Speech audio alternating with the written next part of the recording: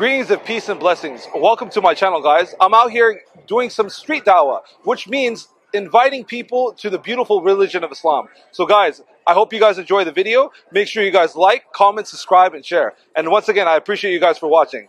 Assalamu alaikum. One God, one God. الرحمن الرحيم مالك يوم الدين إياك نعبد وإياك نستعين اهدنا الصراط المستقيم صراط الذين أنعمت عليهم غير المغضوب عليهم ولا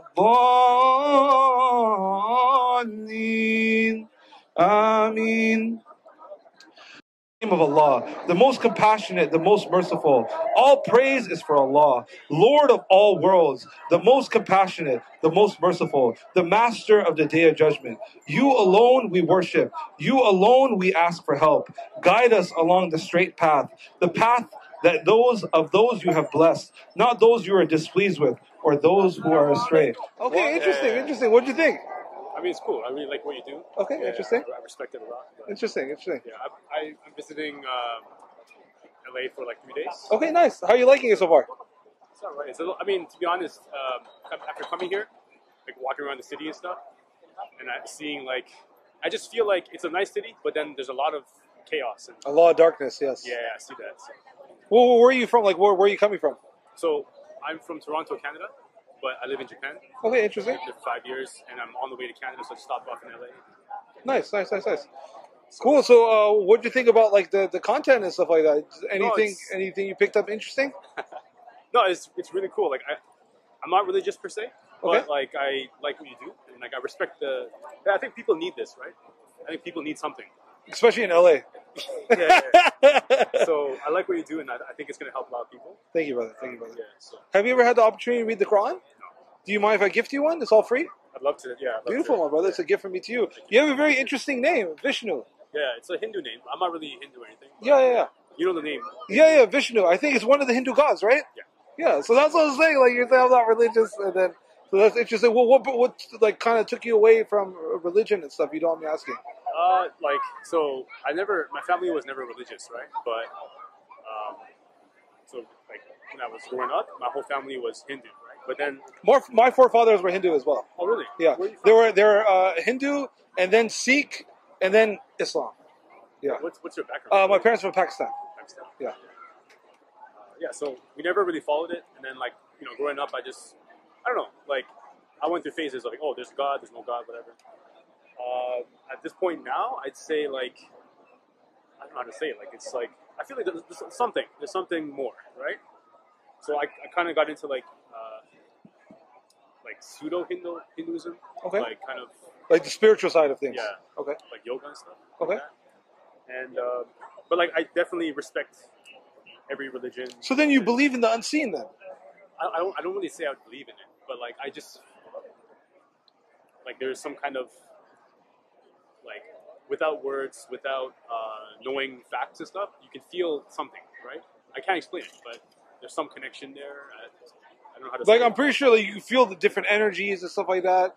Like because if Definitely you're one of- into the pseudo stuff, like you probably would have tapped into that spiritual side, no?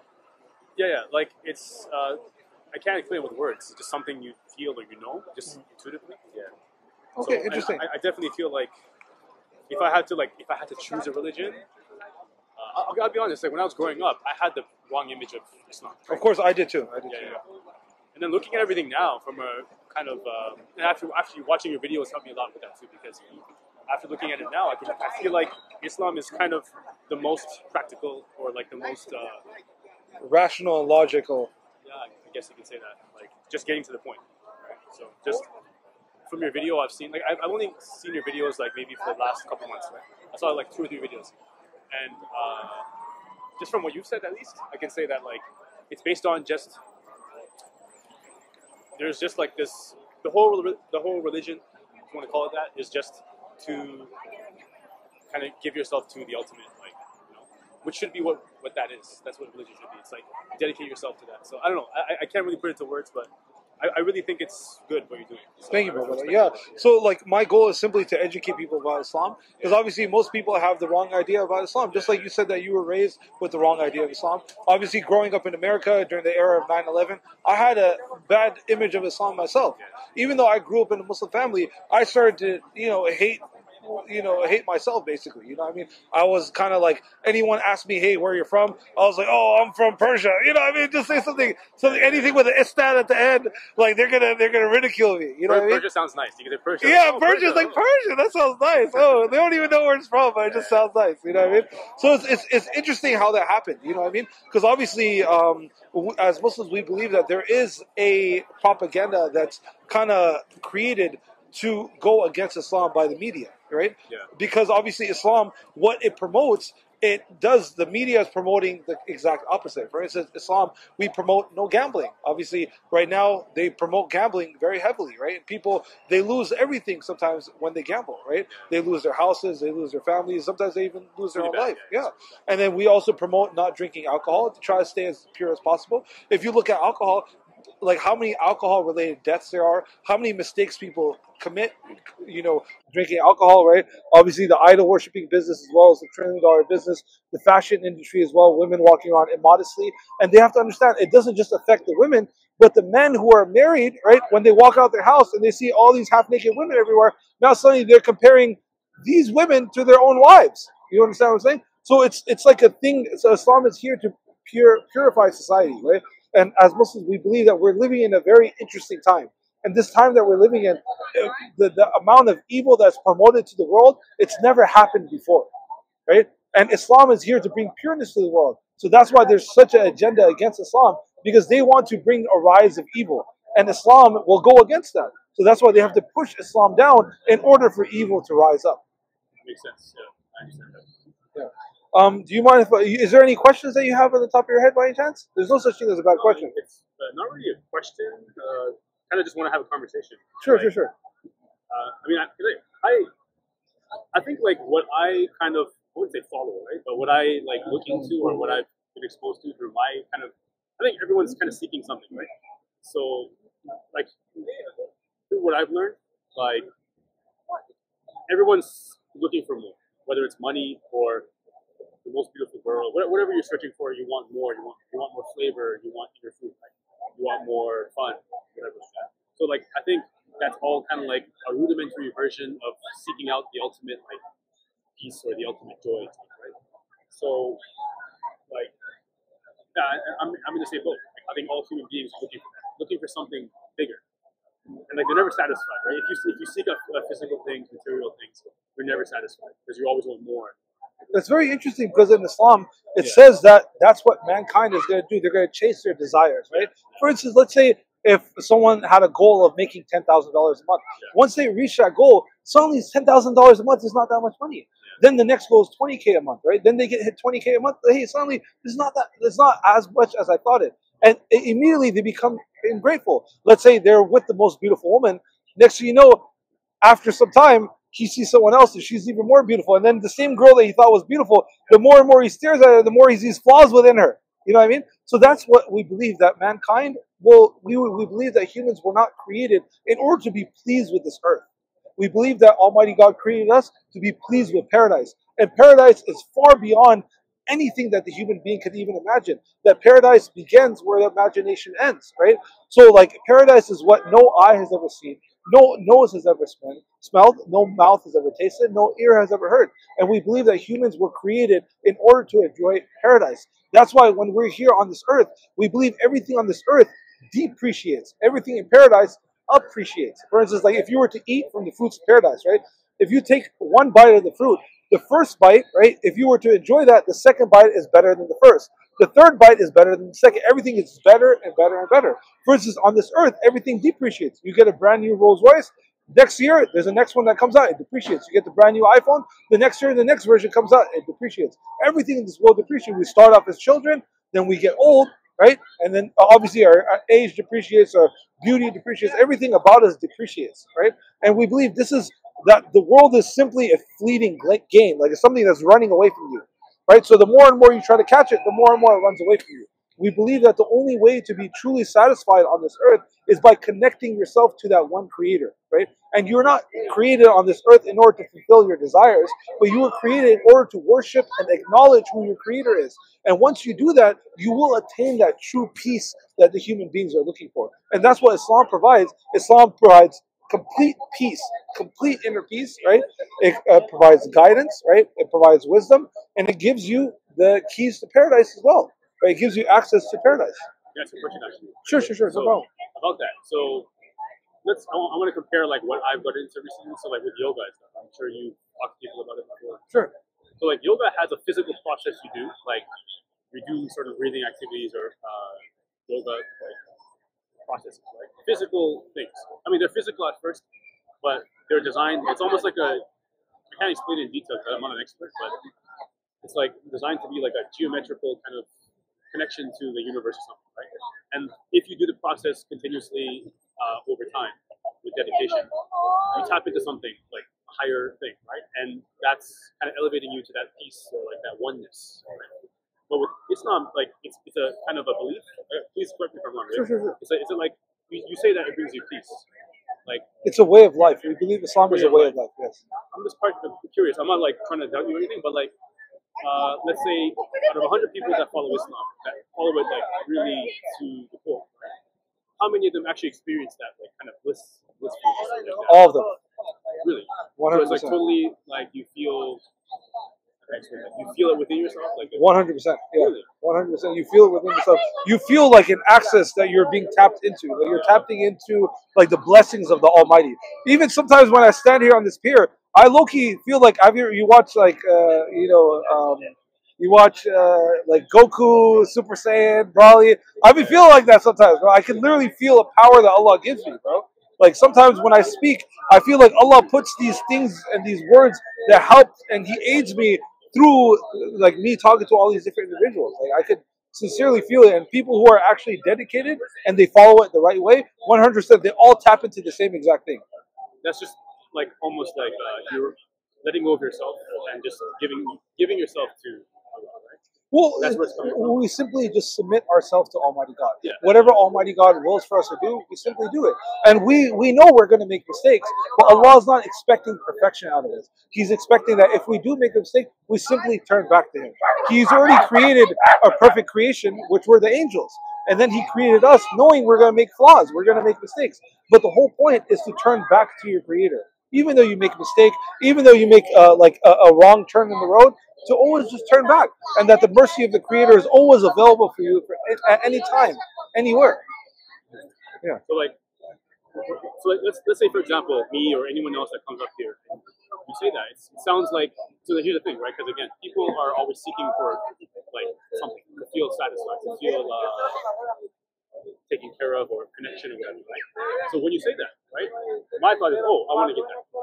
So now it's like my desire is taking me to a thing like, oh, I'm not like.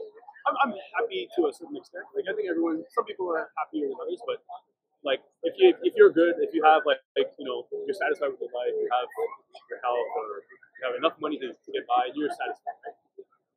But you still want more, as I said. And then when you say that, it's like, oh, so now I'm kind of aiming for that. So like, let's say for example, I decide to give myself to Allah, give myself to Islam. Now it's like I'm doing something to get something. And then, like, is that the right mindset? Because if you're searching for that connection to the Almighty, right, that's like something beyond all desire. It's like a whole different level of just life, right? But if I go into it with the mindset of, yeah, you know what, I'm going to do this because I want to experience what you just told me, the whole Goku thing. I want to get that, right? so let's say I say that, right? Now, if I go into it with that mindset, like what have you blocked, or like how would that work? Like what do I have to do?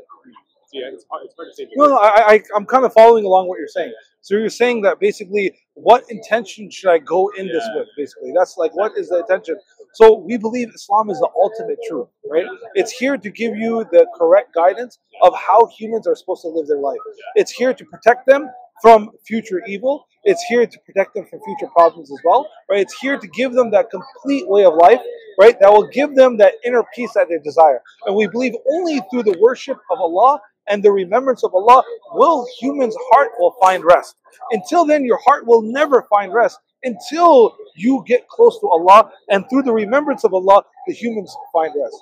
So anyone who is not in remembrance of Allah, we know that their life is not, they don't have that peace. Their life is possibly full of chaos, right? Because we believe this is the only way to achieve inner peace. And that's something that even the richest people in the world, they don't have. They have all the money, they have all the girls, they have all the cars, they have all the houses, but they're suffering inside. Why do you think all these celebrities commit suicide, right? If this was the goal, were to achieve all the material desire, then these people will be the happiest individuals. But we see that they're actually the complete opposite. They tend to be the most depressed individuals because they're trying to find something in something that is running away from them. You understand what I'm saying? They don't know. They don't know. Yeah. It's all they see on TV. So, that's what I got to do. I get that. And especially the society that we live in, it's extremely materialistic society as well. You know what I mean? That we're chasing these things. Obviously, as Muslims, we believe that if you follow the right path, Allah will bless you in this life and the hereafter. So there's no problem enjoying the blessings of Allah. Like Allah has blessed me in a variety of ways as well. And I enjoy the blessings from Allah, right? But I know who they come from, and I always stay grateful to Allah as well. And in order to achieve more blessings, you just have to stay grateful. So, and we believe that if you cannot appreciate what Allah has currently given you, then why should Allah give you more? Because you can't even appreciate what you have currently. If Allah gives you more, you won't appreciate that either. So in order to access the bounties of Allah, a human being must be grateful for what they currently have, and then Allah will give them access to more. But as far as the intentions, what to go in with, it's just go with the intentions of Allah. I'm looking for the truth. And then obviously Allah, like He didn't create us to not give us things. Allah wants you to ask Him things. He wants you to, hey, I want to bless you. Like I have so much, I want to be able to give it to you, to reward the believers. Right? We believe that Allah will reward the believers in this world and the hereafter. What's your so Islam has that goal, which is beautiful, it's amazing, right? Do you think there's other ways to get there? Do you think this is the only way, or when you talk about Islam, you're trying to not promote, but like you're trying to share Islam, right, with people? Are you doing it because you think it's the only way, or are there other ways to get there as well? Are there other religions, or I know like I've seen a video. I saw one about like talking about Christianity, and you mentioned the flaws and how like their, I guess, way of doing things, or I can't remember exactly, but like I was convinced actually. I was like, yeah, that makes a lot of sense. Islam seems more pure. Well, for instance, there was a Christian man that came right before you, right? And he believed that God came down as a human being and then committed suicide, right, in order to forgive mankind. And I asked him, like, hey, you believe in a God that dies? He's like, I do. And to me, that just like, it blows my mind, because it's like, that's a weak God to me. Why would I worship a God that can be killed by His own creation?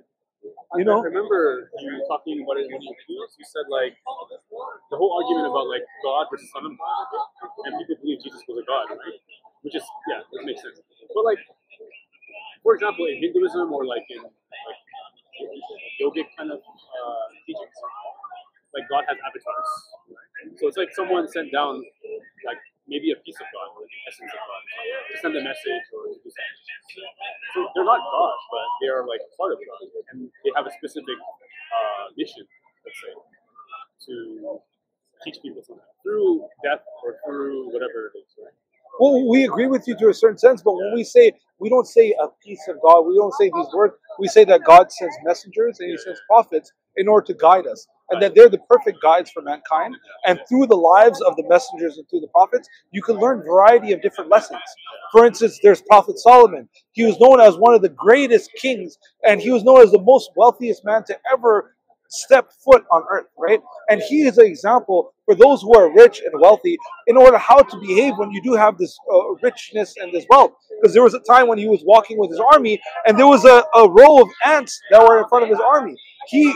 Allah gave him the ability to speak to the animals, and he ordered his entire army to go around the ants, right? Instead of obviously ants are such a small creation, he could have easily just stomped on them and been merciless toward them. But this was an example for all of mankind to know, even though you're the most richest, you're the most powerful, to have mercy upon the creatures of Allah. And through having mercy upon the creatures of Allah, Allah will have mercy on you as well. So these different prophets were different examples for us, depending on different things that would go on in their lives, right? Like, for instance, we have certain prophets where their wives weren't the greatest, right? How to behave when your wife is not actually a good wife, right?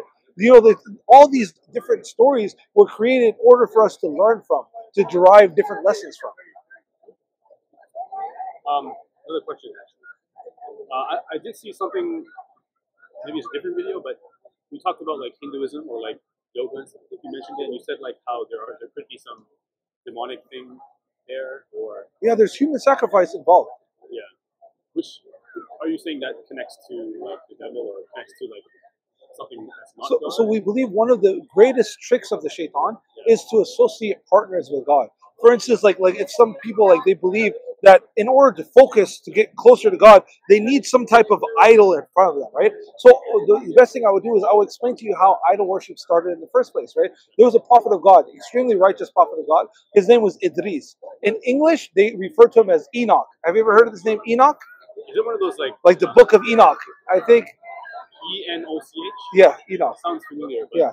So we believe that there was a certain prophet of God. He was the first one to wage war against evil, right? Once he died, right? He died, and then his companions, the ones who followed him, right, his closest companions, they died as well. Once that happened, right, the shaitan, which is, we believe that the devil came in the form of a human being and influenced those people at that time, because at that time, the only sins that people would commit they would commit murder, they would do rape, and they would have sex outside of marriage, right? These were the sins that are going on. But everyone worshipped the one true God. No one would associate partners with God. Idol worship did not exist at that time, right?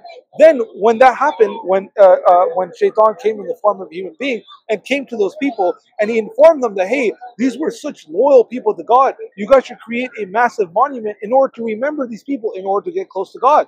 These people said, there's nothing wrong with that. So they created that monument. The next generation, he told them that, hey, these are such important people that you're going to forget the faces. You need to create some faces and mold some faces on these people so you don't forget how important these people are, right? And they will help you get close to God. They say, okay, there's nothing wrong with that. The generation after that, he would say that your forefathers before used to worship these things in order to get closer to God. And that's when idolatry took over the world. When did that happen? Around what time was that happening? We believe that was in the beginning of time. We believe that was the beginning of time. We believe that was after Adam. So Adam was the beginning of we believe that Earth was already created. There was other creations on Earth before human beings. Then when human beings, like the beginning of a human race, right? Then that was like in the beginning of the human race. That's what we're doing. Like, the intention is good, right? How you guys doing? Good. With that story, the intention is good because whatever they were saying, you gotta remember your forefathers, what they were doing. It's like the initial intention was to do that not worshiping, like giving yourself to God. So I get how now it's corrupted because now it's become like this chain of like passing on information through idols. So I understand how that's the problem now. Yeah. But the intention was initially good. Exactly, and we believe this is one of the greatest tricks of the shaitan in order to associate partners with God and to worship other than the Creator. Because we believe in only worshiping the being that created you. If that being created you, only that being is worthy of worship. Anything else outside of that is not worthy of your worship. We believe that humans were created for a purpose, and that purpose was to get close to their Creator, identify who the Creator is, and then to not worship other than the Creator. And then the goal of the shaitan is to get you to be ungrateful to your Creator and to worship outside of the Creator. Shaitan is the name of the devil. In Arabic, they say they call him shaitan. In English, they call him the devil or Satan. Different words, yes. Okay, Satan. So, my original question was about what you think about Hinduism or like yogic creation stuff, and then you answered with that story. So, how you doing, sir? How does it connect to how does that story about idols connect to that I asked you? Yeah, so I was just kind of explain to you like how idol worship started in the first place, right? And that just explains how idol worship is actually something that is completely wrong. Because that means that you believe that these idols, right? For instance, like I was just in Mexico, right? There was this idol that they pray to in Mexico, right? It's also referred to as the moon god, right? That I guess the Mayans would worship at the time as well, right? And they believe that if you touch this idol, it will bring you fertility, it will bring you food, and all these different things. But how can you worship an idol and expect an idol to do something for you when it can't even do anything for itself. You understand what I'm saying? So we believe this is one of the big tricks of the devil, is in order to deceive you into worshiping these idols. You understand what I'm saying? And to associate these partners, associate these partners as these are partners with God. That, you know, these idols could bring you health, wealth, happiness. They will bring you anything. We believe that these idols are simply idols. They have no power whatsoever. That they're actually here to harm you. So, like, you think that you think that Hinduism and yoga is the wrong? So Hinduism, obviously, there's original Hinduism, right? That believes that there's one God, right? But a lot of people, they don't follow the books. They follow the preachers. And the thing is, a lot of the preachers misguide people. And the thing is, a lot of people, we live in a time of ignorance where people no longer read the books and they just listen to the people. So that's where I'm here to educate people to just read the books. Don't listen to the people. Read the books. What does the book say?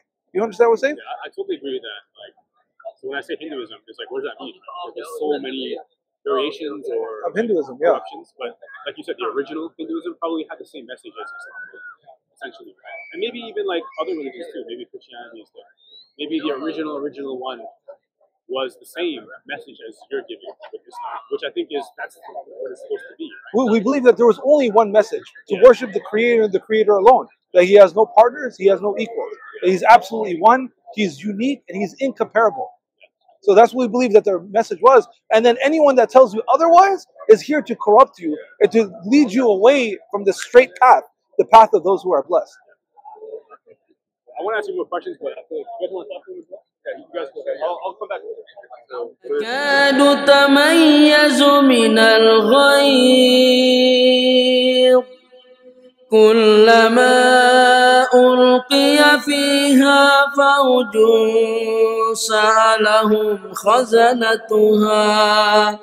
سألهم خزنتها ألم يأتكم نذير قالوا بلى قد جاءنا نذير فكذبنا وقلنا ما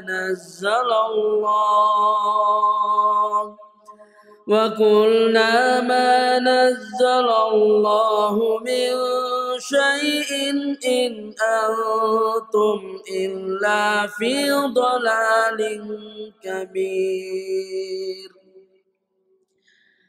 وقالوا لو كنا نسمع أو نعقل ما كنا في أصحاب السعير فاعترفوا بذنبهم فسحقا لأصحاب السعير.